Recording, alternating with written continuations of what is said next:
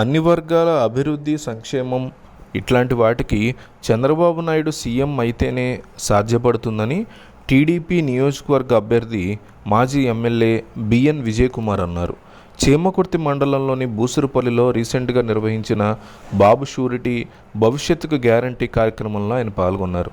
ఈ సందర్భంగా విజయ్ కుమార్కి గ్రామంలో ఘన స్వాగతం లభించింది.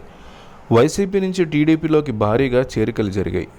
మైసం సరసమ్మ, మందల కేశవ ఇట్లా అనేక మంది వైసీపీ నుంచి టీడీపీలోకి చేరారు.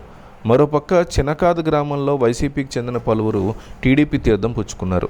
మాజీ సర్పంచ్ గేదెల అప్పన్నాయుడు, మాజీ ఎంపీటీసీ గేదెల అరుణ ఇట్లా అనేక మంది వైసీపీ నుంచి టీడీపీలోకి చేరారు. బొబ్బిలి అసెంబ్లీ నియోజకవర్గ పరిధిలో తెర్లాం మండలం నెమలం గ్రామానికి చెందిన 15 ఎస్సీ కుటుంబాల వారు రీసెంట్గా బొబ్బిలికోటకు వచ్చి మరీ టీడీపీలో చేరారు. పార్టీలో చేరిన బోనెల రాము, శివయ్య, సింహాచలం, నేతుల లక్ష్మి, గుజ్జల దుర్గారావు, గుడివాట రమణ వీరందరినీ కూడా సాదరంగా టీడీపీ పార్టీలోకి ఆహ్వానించారు. అయితే ఆంధ్రప్రదేశ్ రాజకీయాల్లో మరిన్ని ఆసక్తికర పరిణామాలు జరుగుతున్నాయి. ఆంధ్రప్రదేశ్ రాష్ట్రంలో మళ్ళీ అధికారంలోకి వచ్చేది చంద్రబాబు నాయుడేనని అనేక మంది నమ్ముతున్నారు. ప్రజలు కూడా అదే నమ్ముతున్నారు అని టీడీపీ అంటోంది.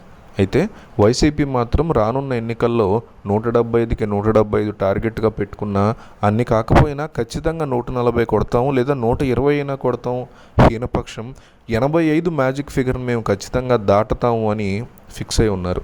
మరోపక్క తెలుగుదేశం పార్టీ తాము ఒంటరిగా పోటీ చేయబోయే 144 స్థానాల నుంచే 88 ఖచ్చితంగా దాటి తీరతాము అని కూడా స్ట్రాంగ్గా చెప్తోంది.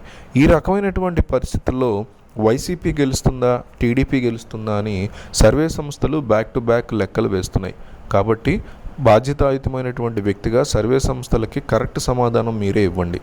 ఓట్ ఫర్ జగన్ లేదా ఓట్ ఫర్ చంద్రబాబు. రానున్న ఎన్నికల్లో ఏపీ ప్రజలు ఓటు ఎవరికి వేయబోతున్నారు, ఎవరిని మళ్ళీ ముఖ్యమంత్రి చేయాలని కోరుకుంటున్నారు? గతంలో ముఖ్యమంత్రిగా పనిచేసి వచ్చిన చంద్రబాబు నాయుడునా, లేదా 5 ఏళ్ల నుంచి పాలిస్తున్న జగన్మోహన్ రెడ్డినా? ఎవరి యొక్క రాజకీయం మీకు నచ్చింది? ఎవరు మిమ్మల్ని సరైనటువంటి దారిలో నడిపించగలరని మీరు నమ్ముతున్నారో కంపల్సరీ కామెంట్ చేయండి. కేవలం కామెంటే కదా అని వదిలేసి వెళ్ళకండి. ఎందుకంటే సర్వే సంస్థలు కింద ఉన్నటువంటి కామెంట్లు చూసి రిజల్ట్స్ బయటకు ఇస్తూ ఉంటాయి. ఉదాహరణకి కింద కామెంట్స్లో ఓట్ ఫర్ జగన్ అని ఉంటే కింద 200 కామెంట్లో ఫస్ట్ 150 కామెంట్లు అలా ఉంటే ఓకే, జగన్ మీదే జనం ఎక్కువగా మొగ్గు చూపిస్తున్నారనమాట అని జగన్ పేరుని రిజల్ట్స్లో ఇస్తాయి. అలా కాకుండా చంద్రబాబు పేరు ఉందనుకోండి, ఓట్ ఫర్ చంద్రబాబు అనే కామెంట్లు కింద 200 కామెంట్లో 150 అవే ఉంటే ఖచ్చితంగా చంద్రబాబు పేరుని సర్వే రిజల్ట్స్, సర్వే సంస్థలు బయటకు ఇస్తాయి. కాబట్టి వీడియో చూసి వెళ్ళిపోకుండా కంపల్సరీ కామెంట్ చేయండి. ఎన్నికల దగ్గరికి వస్తున్నాయి కాబట్టి సర్వే సంస్థల రిజల్ట్స్ చాలా ముఖ్యమవుతాయి. కాబట్టి ఓట్ ఫర్ జగన్ లేదా ఓట్ ఫర్ చంద్రబాబు అని డెఫినెట్లీ కామెంట్ చేయండి.